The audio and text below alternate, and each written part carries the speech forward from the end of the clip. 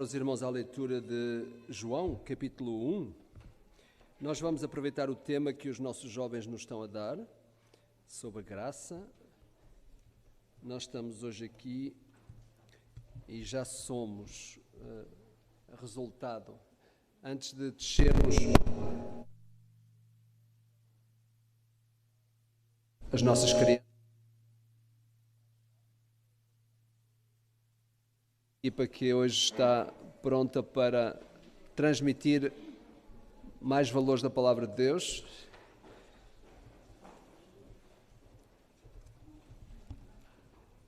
Hoje, como já viram, nós lembramos, há várias organizações em Portugal que estão a celebrar este Dia Mundial de Oração pelas Crianças. Nós já orámos esta manhã, mas gostaríamos de encorajar os irmãos a poderem também lembrar as crianças ao longo desta semana. Nós sabemos que há grandes ataques que estão a ser feitos para que os valores de Deus desapareçam do coração das crianças. E nós temos que estar bem conscientes disso, não só com a preocupação das crianças que habitam também os nossos lares, mas também com os filhos dos outros e com as crianças em geral. E nós sabemos o quão importante é nós nos dedicarmos a abençoar os mais novos, porque eles precisam da nossa bênção, precisam do nosso cuidado, também do nosso carinho. Então hoje mesmo, antes de sair daqui, talvez possa escolher uma criança para lhe dizer alguma coisa que o anime, está bem? Jesus abençoou os mais novos e nós devemos ter essa prática também. Às vezes não é preciso muito, basta uma palavra de encorajamento para eles, às vezes uma palavra não só de correção. Às vezes nós gostamos muito de corrigir os miúdos porque eles são mais atribulados, mas não sei se preocupa em dizer coisas bonitas, não é? A respeito deles, e encorajando-os e animando-os para eles continuarem firmes. Está bem? Vamos orar antes de chegarmos ao texto bíblico. Pai, nós outra vez esta manhã te agradecemos por cada vida que está aqui, Senhor. Agradecemos também pelos mais jovens e, sobretudo, hoje nós queremos reforçar este nosso pedido pelas crianças neste país, Senhor, que precisam tanto do Teu amor e, acima de tudo, precisam da Tua luz, da Tua orientação. Sabemos, Senhor, que existem estratégias montadas para fazer desaparecer do coração das crianças o respeito por Deus, o facto de que Tu, Senhor, és um Deus que precisas ser seguido. Nós sabemos que há hoje valores que se levantam e muitos deles, Senhor, usados em lugares de autoridade, procurando negar aquilo que a Tua palavra ensina e até mesmo destruindo os valores que ao longo de séculos pessoas acreditaram, Senhor. Ajuda-nos a ensinar bem os nossos filhos, as crianças que estão nas nossas casas, mas acima de tudo ajuda-nos a proteger o coração deles com os valores da Tua palavra e com a bênção que podemos transferir, Senhor, para eles através da oração, orando fielmente por eles, para que Tu os protejas e os guardes, Senhor. Sabemos que o mundo conspira, o inimigo quer estragar a obra de Cristo nos seus corações, mas hoje nós intercedemos pela obra de Cristo no coração deles, Senhor. Eu te peço que nenhum deles se perca, Senhor, que todas as crianças que Tu trazes até nós possam crescer em Cristo, conhecê-lo de uma forma íntima e pessoal e também, Senhor, conhecerem os valores da Tua palavra. Abençoa as nossas crianças enquanto estão lá embaixo hoje, outra vez, que aprendam novas verdades a Teu respeito, Senhor. E queremos também hoje abrir o nosso coração uma vez mais para o reconhecimento da Tua graça nas nossas vidas. Abençoa os jovens também, Senhor, e estes temas que eles trazem e que procuram entre eles estudar e que trazem para nós, que possas falar aos nossos corações hoje. Conheces quem eu sou, sabes a minha condição, Senhor, e hoje que abro a Tua palavra para poder expô-la, eu te peço, Senhor, que Tu me abençoes. Não tenho uma Bíblia resplandecente, Senhor, não tenho nada de especial. O que eu procuro em Ti é aquilo que todos nós podemos procurar, Senhor. Eu te peço que Tu me abençoes de maneira a poder responder àquilo que é o desafio que Tens colocado na minha própria vida e ser uma bênção para aqueles que estão à minha volta. Esta é a oração que eu faço em nome de Jesus. Amém. Amém. Eu vou pedir a um jovem que possa ler João capítulo 1, verso 1, está bem? Até ao verso 14. Hoje que os nossos jovens... Eu não designei ninguém, mas se alguém quiser vir cá, pode ler, usando o micro, será mais fácil. Temos aqui um problema, é que se eu esperar por vocês, o culto vai ficar para tarde. Obrigado, Roxana. 1 a 14. Peço desculpa, 10 a 14. Obrigado. Aquele que é a palavra estava no mundo, e o mundo foi feito por intermédio dele, mas o mundo não o conheceu. Veio para o que era seu, mas os seus não o receberam. Contudo, aos que o receberam, aos que creram em seu nome, deu-lhes o direito de se tornarem filhos de Deus, os quais não nasceram por descendência natural, nem pela vontade da carne, nem pela vontade de algum homem, mas nasceram de Deus. Aquele que é a palavra tornou-se carne e viu entre nós. Vimos a sua glória, glória como do unigênito vindo do Pai, cheio de graça e de verdade. Obrigado. Este texto aponta para a pessoa mais graciosa que o mundo já conheceu.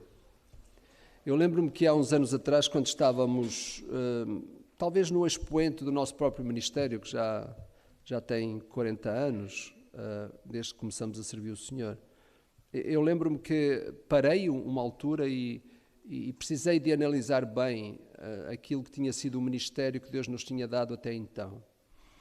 E sabem, uma das coisas que vos confesso é que sempre aparecem pessoas, líderes, que às vezes têm um certo carisma, não é? Pessoas que às vezes parece que conseguem arrebatar pessoas à sua volta, etc.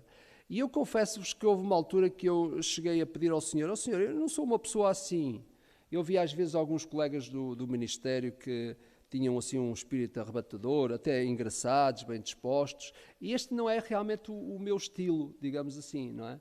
Não sou propriamente, a minha esposa às vezes até diz que eu parece que tenho uma cara assim de carrancudo, e às vezes, ela tem razão, porque às vezes eu tenho assim um ar, um semblante assim, talvez seja de muita coisa que está a passar na minha cabeça, não é? Mas confesso que às vezes nós gostamos daquele tipo de líder, não é? Que chega e toma conta de tudo, arrebata, diz anedotas engraçadas e põe o pessoal todo perto, não é? E eu cheguei a uma altura e disse ao Senhor, eu até gostava de ser assim, gostava de ser essa pessoa, assim, tipo líder que é capaz de, enfim, mover as multidões, como se costuma dizer. Mas depois, nessa reflexão, cheguei à conclusão que, afinal de contas, eu sou um homem revestido de muita graça do Senhor. E isso, para mim, chega. E tenho que contemplar essa graça do Senhor na minha própria vida, na vida da minha própria família. E em todo este tempo de ministério, eu chego e eu digo para mim mesmo, Theo, tu és realmente uma pessoa abençoada pelo Senhor. Não sei porquê, não consigo explicar, mas sinto que a graça do Senhor tem vindo em expoente à minha própria vida. Eu testemunho aquilo que o apóstolo Paulo também dizia. De facto, todas as coisas que foram possíveis ser feitas até hoje são resultado da graça do Senhor. E hoje nós precisamos refletir sobre isto porque é a graça que nos move. Uma das coisas que nós encontramos nas Escrituras de uma forma sistemática é esta verdade que ali está expressa na Palavra de Deus. É a graça de Jesus que faz com que nós nos movamos.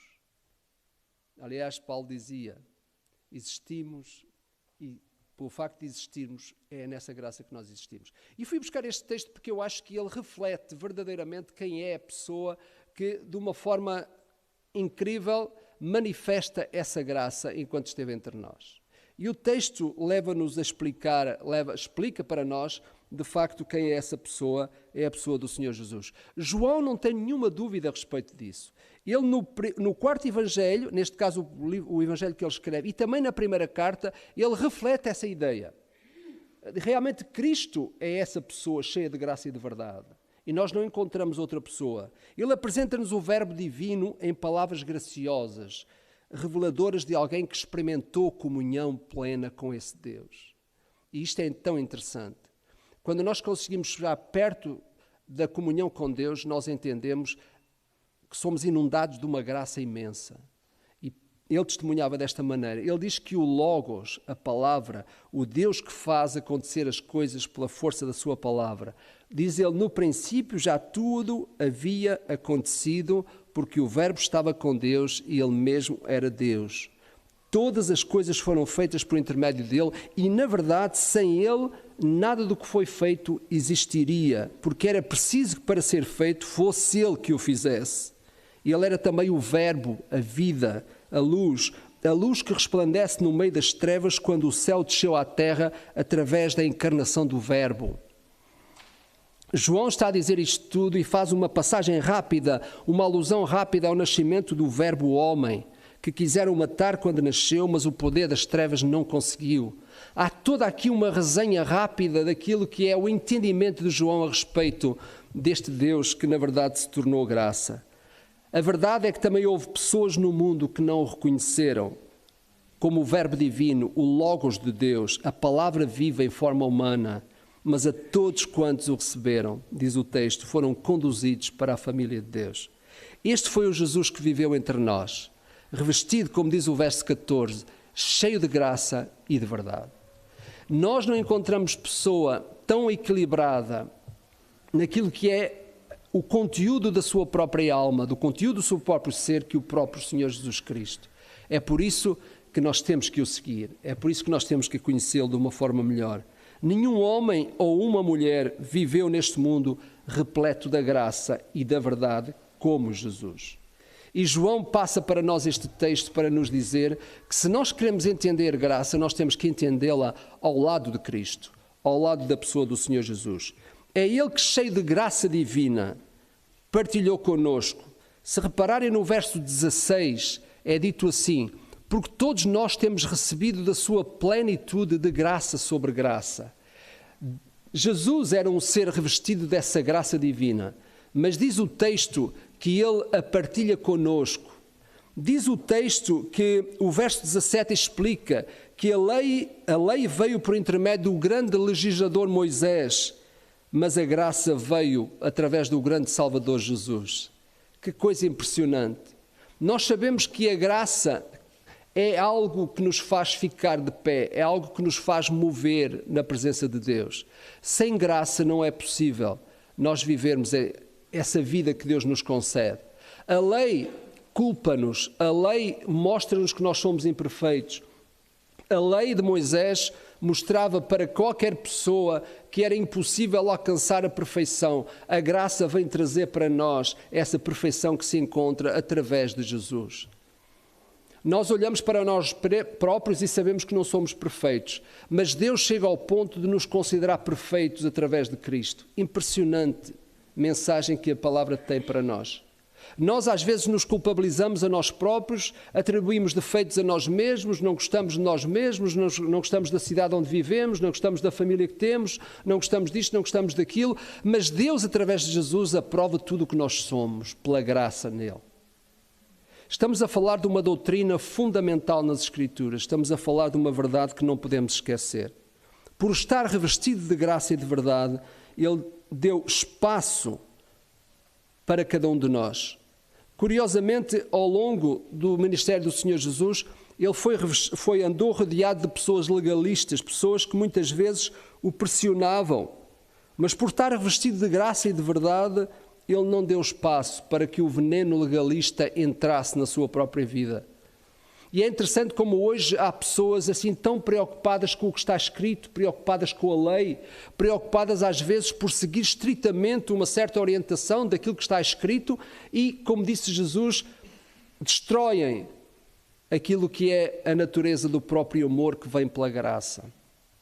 Eu creio que é importante, dias como os nossos, nós sermos capazes de refletir o valor da graça de Jesus nas nossas próprias vidas. Paulo ensina que aos cristãos que eles não estão mais sujeitos às leis antigas. Ele explica para nós em Gálatas: a lei tornou-se nosso guia para conduzir-nos a Cristo, a fim de que pela fé fôssemos justificados. Mas tendo chegado a fé, já não estamos sujeitos a esse guia.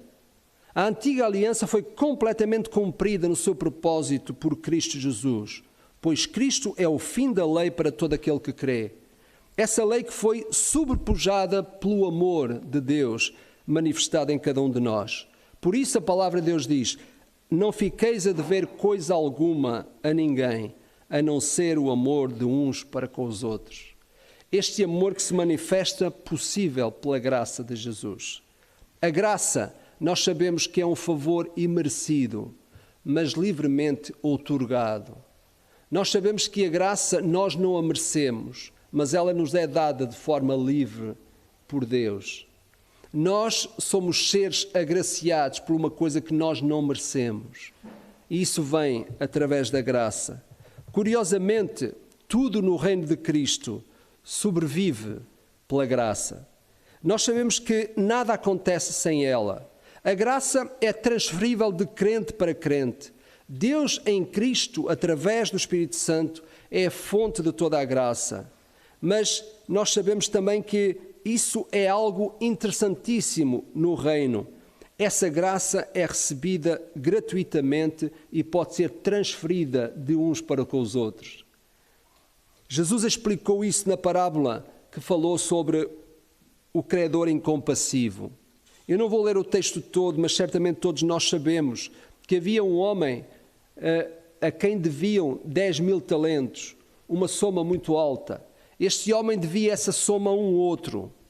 E acontece que ao cruzar-se com ele, esse outro exigiu que ele pagasse a dívida. E ele desculpou-se. Certamente, olha, não tenho dinheiro, a minha família vai passar a ter fome. E o que acontece é que esse credor perdoou-lhe. E curiosamente, essa mesma pessoa que tinha essa grande dívida, ao cruzar-se com outro que lhe devia uns pequenos cêntimos, pegou-lhe no pescoço, apertou-lhe o pescoço e disse: tu tens que me pagar o que me deves. E Jesus explicou isso para dizer que a graça é transferível. Nós podemos transferir graça uns para com os outros. Não fica bonito aos olhos de Deus quando nós somos repletos de graça e não sabemos transferi-la para os outros. Não fica bonito quando nós recebemos de Deus tantas graças e depois exigimos que os outros façam aquilo que nós próprios não estamos dispostos a fazer, muito menos quando nós sabemos que aquilo que fazemos é resultado da presença dessa graça nas nossas vidas. A graça de Deus em ação nunca deixa de acontecer, pois os cristãos que estão atentos sabem que ninguém é verdadeiramente dono da graça de Jesus, porque essa graça é transferível. Eu não sei se vocês se lembram de um jogo que havia quando nós éramos mais novos, que era passar uma batata de mão para mão. Havia uma música que tocava e quem fosse apanhado com a batata na mão saía fora do jogo, certo? Imaginem que se essa fosse uma batata quente, ninguém gosta de batatas quentes, não é? Para resolver, só para comer. Não é? Então, lá no Brasil usam esta expressão, uma batata quente? Ok. Então, o que é que acontece? Essa batata tinha que passar de mão em mão o mais rápido possível. Porque se a música parasse de tocar, quem tivesse a batata na mão saía fora do jogo. Então, eu olho para a graça de Jesus e vejo algo semelhante assim. A graça não é para estacionar na tua vida, ela é para ser transferível para outros, logo que possível. Quando tu te sentes agraciado, tu tens que passar essa graça para outros. Não podes reter isso. Muito menos exigir dos outros as graças que tu próprio não estás disposto a dar. E é interessante, afinal, o que é graça? A palavra de Deus nos diz que é um bem imerecido que nos é outorgado sem nós merecermos. A graça é tudo aquilo que nós recebemos que não merecemos. E já hoje nós recebemos graças. Todos os dias recebemos graças. Não só graças de Deus, diretamente, mas graças que nos vêm através de outros. Talvez tu possas pensar, que graça recebi eu hoje de Deus e que graça eu já recebi hoje através de pessoas. Porquê? Porque essa graça deve ser transferível. Nós não podemos reter essa graça nas nossas mãos. Ela tem que, de alguma forma, ser passada para outros. Que essa graça seja, de facto, a graça que nós estamos dispostos reconhecendo que ela vem de Deus, a passarmos para o próximo, para aqueles que estão à nossa volta. Então, quando alguém oferece um presente de graça, significa que quem recebe não tem que pagar pelo presente, nem se esforçar. O que é interessante é que a graça está revestida de um amor incondicional por parte de Deus, que não depende da pessoa que recebe. A graça revela o bom caráter de quem dá e não de quem recebe. Quem recebe é pecador, é mau, é rebelde. Quem dá é santo, é bondoso, é misericordioso. Tudo tem um preço, nada é de graça, mas muitas coisas no campo da fé vêm até nós gratuitamente. Entre as pessoas querem um preço para tudo, mas entre a relação de nós e Deus, Ele nos dá coisas de livre vontade. Através da graça nós recebemos o que não merecemos. através da misericórdia, nós não recebemos o que merecíamos. E estes dois equilíbrios que há entre a graça de Jesus e a misericórdia de Jesus é o que nos faz estar de pé diante de Deus. A graça dá-nos o que nós não merecemos, a misericórdia dele não nos dá o que nós merecíamos. Se Deus nos castigasse pelos nossos pecados, nós estaríamos completamente debaixo daquilo que era o efeito do pecado sobre nós. Aí atua a misericórdia de Deus, não dando a cada um de nós aquilo que nós merecemos por causa do erro que nós somos e o erro que nós fazemos. Mas a graça equilibra isto, porque ela dá-nos o que nós não merecemos. E é assim que o crente vive, é assim que o cristão vive. De facto, nós sabemos que a pessoa que recebe, não merece, mas a pessoa que dá porque é generosa. Deus nos oferece a salvação de graça. E quando nós recebemos a salvação pela graça, significa que nós não precisamos de fazer mais por isso. Porquê? Porque Deus já fez. É por isso que nós, enquanto crentes evangélicos, não acreditamos que a salvação é pelas obras. Porque não fazia sentido Deus precisar da nossa colaboração para nos salvarmos a nós mesmos. Porquê? Porque Ele fez toda a obra. Jesus fez a obra de salvação e deu isso a cada um de nós pela graça. Nós precisamos de fazer coincidir essa graça nas nossas próprias vidas, fazendo com que ela reflita aquilo que é a graça de Jesus. Mas eu não posso fazer nada para a minha própria salvação. Eu posso concordar com Deus dizendo: Deus, eu sou tão pecador, não mereço nada, não sei porque é que tu te voltaste para mim e me concedeste a graça salvadora através do teu Filho Jesus. Mais do que isso, eu não posso fazer. Eu não posso contribuir para que eu seja mais salvo. Eu posso contribuir para que o caráter novo em mim se revista dessa graça e ela seja exalada para os outros. Ela seja transferível para os outros através de tudo aquilo que eu faço e aquilo que eu sou. A Bíblia diz que há 3 tipos de graça nas Escrituras. Primeiro é a graça comum, a graça salvadora e a graça habilitadora. Mas sabem uma coisa?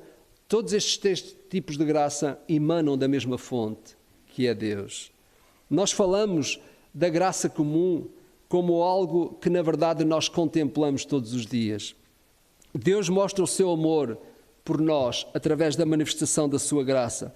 O seu amor está exarado na manifestação da sua graça porque Deus não consegue agir sem ser por amor. Mesmo quando Ele castiga o pecador, Ele o faz movido pelo amor pelo pecador. O castigo de Deus é o último recurso depois de ter provado o seu amor. Na verdade, é o pecador que se entrega, é o próprio pecador que se entrega ao seu próprio julgamento quando se recusa a aceitar o amor através de Jesus.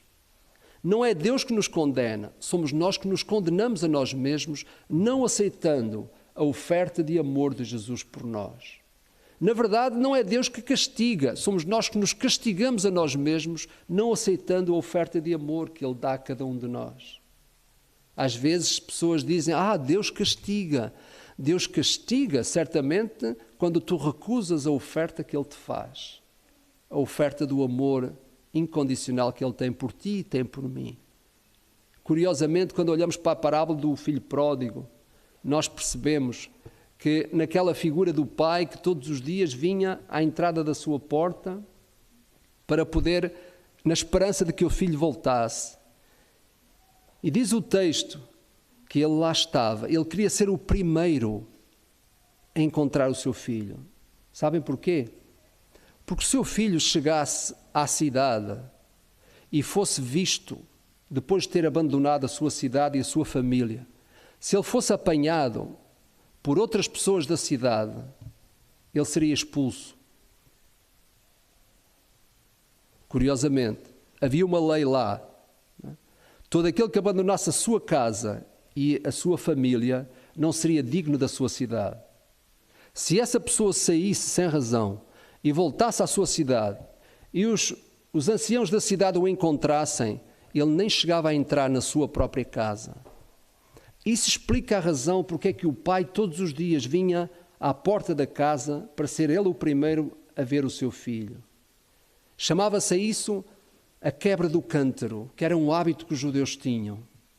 Isto é esse amor que está expresso também através da pessoa do nosso Deus. Todos os dias Ele está à espera que os pecadores se voltem para Ele.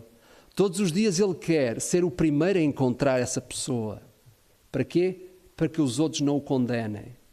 Às vezes temos tendência de deixar cair o amor e a graça e condenamos os outros. Mas Deus não é assim. Deus fala connosco, lança o seu amor para connosco, mostrando-nos que o melhor lugar onde estar é nos braços do Pai, no conforto do nosso Deus, porque os homens não sabem fazer melhor. Por isso não faz sentido eu contribuir para a salvação de mim mesmo, quando tenho um Deus tão grande que só Ele pode operar essa salvação. Eu posso sim dizer, Deus, eu concordo contigo, porque não há salvação melhor que tu poderias ter dado que aquela que nos ofereceste, pela tua graça. Então graça é isto.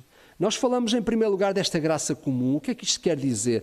A graça comum são os favores recebidos através das coisas criadas. Nós estamos a contemplar o sol. As pessoas, que bom, um dia de sol. Na chuva nós resmungamos, no sol nós nos alegramos. Mas quer uma coisa, quer outra, são parte da graça do Senhor. Tudo o que vem através da natureza. João diz que todas as coisas foram feitas por Ele e sem Ele nada do que foi feito se fez. O próprio Senhor Jesus, em Mateus 5,45, Ele explica, não é? Porque Ele, Deus, faz nascer o seu sol sobre os maus e os bons e vir chuvas sobre os justos e injustos.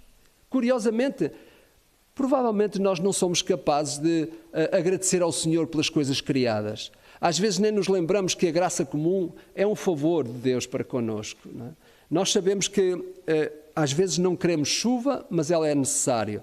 Nós realmente precisamos ter uma sensibilidade para esta graça comum, que é aquilo que Deus dá a cada pessoa todos os dias, não importa se tu és bom ou se és mau, se a tua nacionalidade ou o lugar onde tu estás. Não é?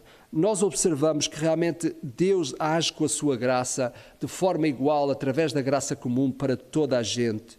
Deus faz muito mais do que nascer o sol ou fazer a chuva cair. Ele abençoa justos e injustos. E, de facto, esta graça comum é amplamente derramada sobre o mundo inteiro. Poderia não haver muitas razões para tu dar graças a Deus, mas a graça comum devia fazer-te refletir sobre isso.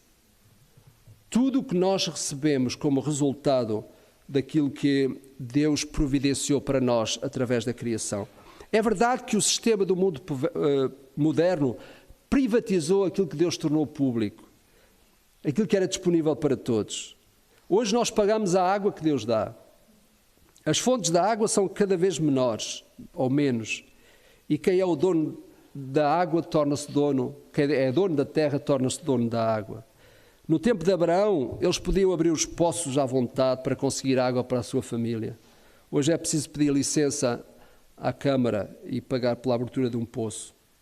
Apesar de tudo isso, Deus continua a oferecer as estações do ano a cada um de nós. Aquelas estações que os poderosos querem controlar, curiosamente. Sabem que qualquer dia nós vamos pagar para ter chuva. Sim, porque há pessoas que estão a tomar conta das coisas de maneira a fazer chover onde se quer. Esta ideia que o homem tem de querer tomar conta das coisas, que faz parte, sinceramente, de uma falta de graça nas suas próprias vidas. Hoje há sistemas que estão a ser montados para que um dia as pessoas tenham que pagar a chuva para ver a sua terra frutificar. E já é possível fazer algumas coisas nesse sentido. Deus criou a natureza para que todos pudessem desfrutar igualmente dela. Esses favores divinos são sintomas dessa graça comum, dada tanto a ricos quanto a pobres, tanto a sábios como a iletrados, seja em Portugal ou noutro país qualquer. De facto, a graça comum é um favor de Deus para cada um de nós. Esta é a graça que provê o sustento. A graça comum é a graça que provê o sustento para cada um de nós. Claro que nós não podemos ficar à espera, olhar para a terra e de repente os nossos olhos fazem com uma planta nasça ou uma árvore fruto. Não é isso. Mas é Deus que dá as condições para que isso aconteça e Ele o faz através dessa graça comum. De facto, a graça comum é a graça que dá aquilo que nós recebemos todos os dias sem fazermos nada. E sabem, há um segundo tipo de graça que é a graça salvadora. Esta é a graça que na verdade nos livra do castigo dos nossos próprios pecados. Deus enviou Jesus para pagar o preço para oferecer a salvação a cada um de nós. Quando Paulo escreve, ele diz: a graça de Deus manifestou-se salvadora, trazendo salvação a todos os homens. Isso é disponível a todos. Eu não sei explicar porque é que nem todos se salvam, mas sei que essa graça está disponível para todos. Mesmo não fazendo nada para merecer, nós podemos ser libertados do poder do pecado, perdoados do castigo eterno, adotados como filhos de Deus, para morar para sempre com Ele, como diz o texto.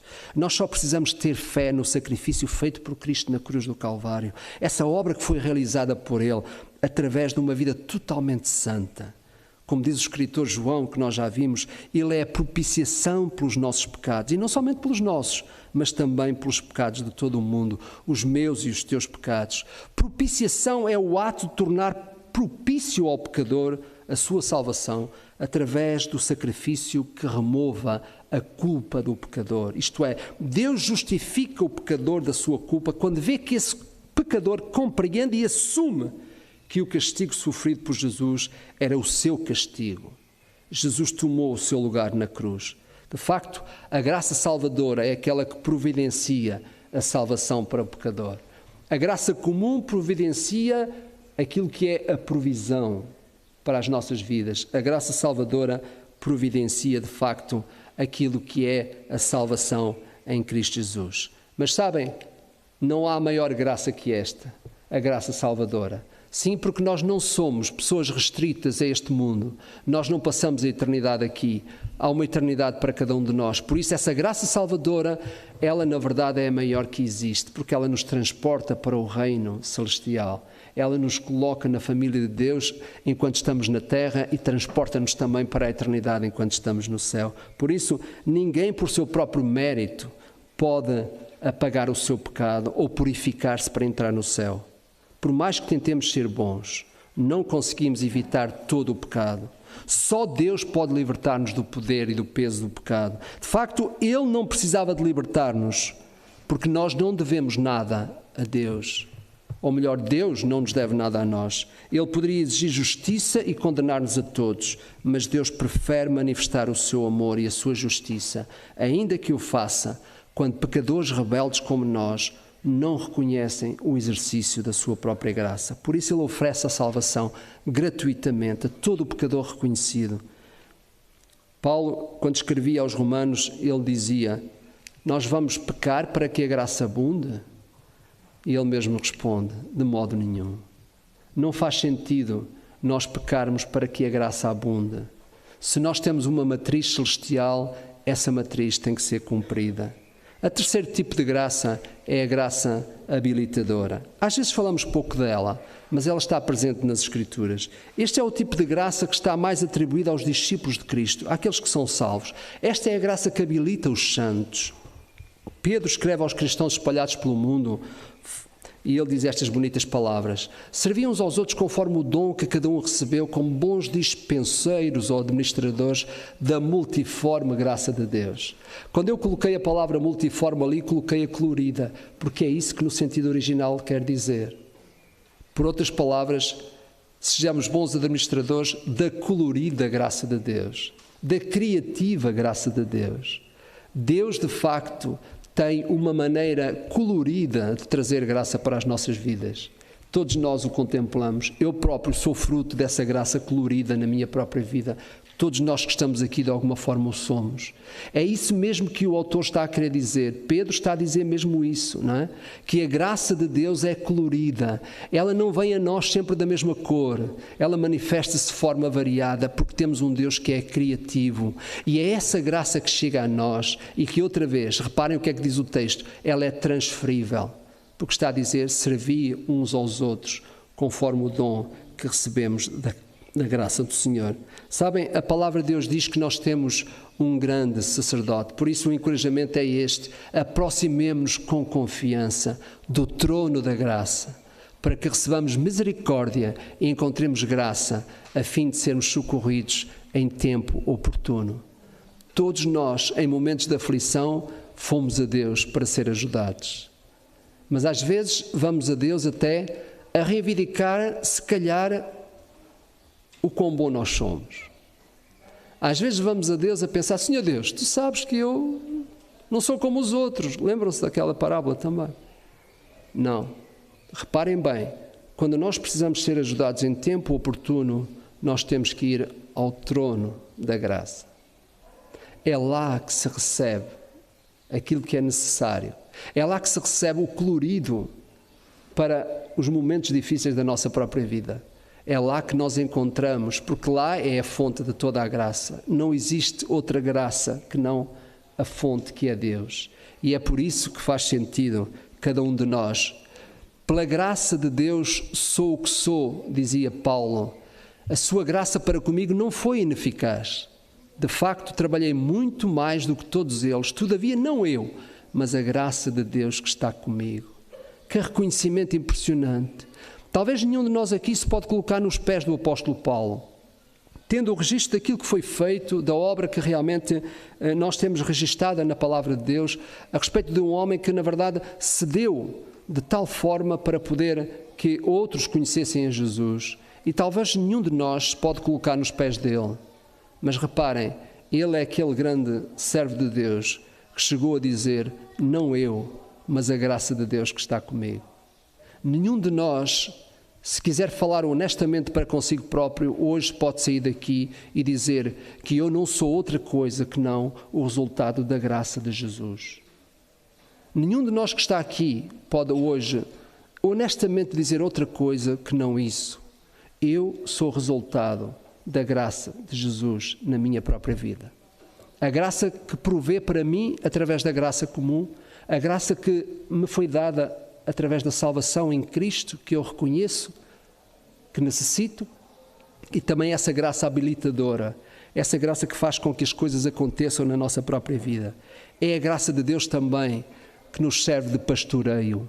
É a graça de Deus que, na verdade, pastoreia através da sua graça as nossas próprias vidas. Foi por isso que Jesus disse, sem mim nada podeis fazer. John Newton, ele disse estas palavras, através de muitos perigos, trabalhos e laços, consegui chegar, diz ele. Foi a graça que me trouxe até aqui e é a graça que me levará ao meu lar. E é esta consciência que nós precisamos quando falamos de graça. De facto, eu quero terminar com estas duas advertências que a palavra de Deus tem para nós. A primeira advertência está lá em Hebreus capítulo 12, verso 15. Por favor, não deixe de ler este texto hoje antes de se deitar. Tem lá duas advertências. A primeira advertência é esta, que ninguém ou nada vos prive da graça de Deus. Sabem uma coisa? O maior inimigo para nos privar da graça de Deus tenho descoberto ao longo da minha vida, na minha vida e na vida de outros, que o maior inimigo somos nós mesmos. Nós somos os maiores inimigos de nós próprios. Nós somos as pessoas que mais facilmente, ou através do que somos, ou através do que temos, ou através das coisas, ou qualquer outra coisa, somos as pessoas que mais corremos o risco de nos autoprivarmos da graça de Deus em nós. Não tenho muito tempo a falar sobre isto, mas todos nós entendemos o que é que estamos a dizer. Se Deus é gracioso e transfere para a nossa vida o que Ele acha que nós precisamos, e eu recuso aquilo que Ele me dá, então eu estou a autoprivar-me dessa graça. Ou se eu resmungo, ou se eu não estou contente, ou se eu sou murmurador por aquilo que tenho, ou pelas pessoas que Deus traz para a minha vida, então eu estou a autoprivar-me da graça do Senhor. Primeiro, cuidado com isso. Porque se eu estou a autoprivar-me da graça de Jesus na minha própria vida, então está a dizer que eu não concordo com a graça que Deus traz para mim. Segunda coisa, cuidado. Para o lugar da graça autoprivada vem a amargura que contamina muitos. Ele está a falar de uma segunda coisa. É que se tu autoprivas dessa graça de Deus na tua própria vida, o que vai acontecer é que vais contaminar outros. E não existe maior contaminação. Nem o Covid bate este recorde.